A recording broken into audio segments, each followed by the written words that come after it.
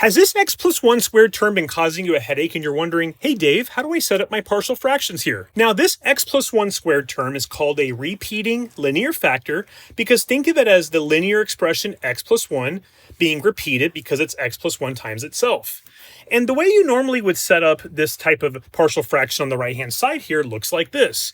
And already you might be getting confused because maybe you're wondering, why do I need this middle term here? And the reason is because if you don't have it and you only have this left and right, the problem is you're making an assumption about the original set of fractions where when you added them together, you got this on the left. So we need to stay general. And what you would want to do now is multiply both sides by the denominator on the left, and this will give you this expression here. And although it looks like you have a lot of unknown variables, it's very easy now to find each one by one. So for example, by inspection, I can get rid of this a term by plugging in a value of x as -1. And you know what's really cool? When you do that, you not only get rid of this a term, but you're also going to get rid of this middle b term. And that's kind of nice because the resulting equation now is only going to be in terms of the unknown c. And it's very simple to find that that value is -1. Now, the reason why I want to plug in x equals 1 next now is because I'm going to skip over this middle b term, and I want to now knock out this c expression because a value of 1 would make the inside go to 0.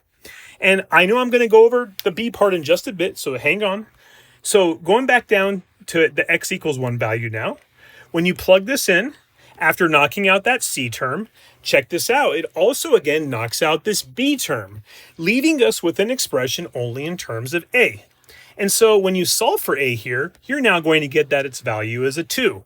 Okay, so coming back to why we skipped over the b term. Well, if you noticed above, it wasn't really clear how to solve for it, right? And we just kept knocking it out whenever we were isolating the other values.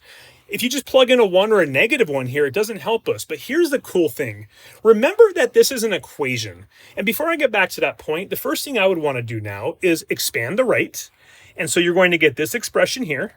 And what I want to do next now is I want to strategically expand everything in such a way where I can group together terms that share the same power of x.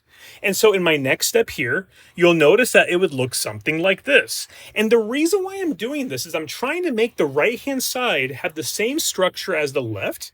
And you might be wondering, hey Dave, I don't have an x squared term on the left. Well, yes, you do. It's 0x squared, right? So if the left-hand side has a 0 in front of the x squared and the right side must match it, that must mean that 2 plus b on the right would have to be 0. And similarly, this 3 minus b on the right would have to be a 5 because on the left-hand side, the constant we have is a 5. So what's really cool now is you can solve either of these, and I would actually do both just to be safe to make sure you get the same value of b that satisfies both. No matter what, b is going to be -2.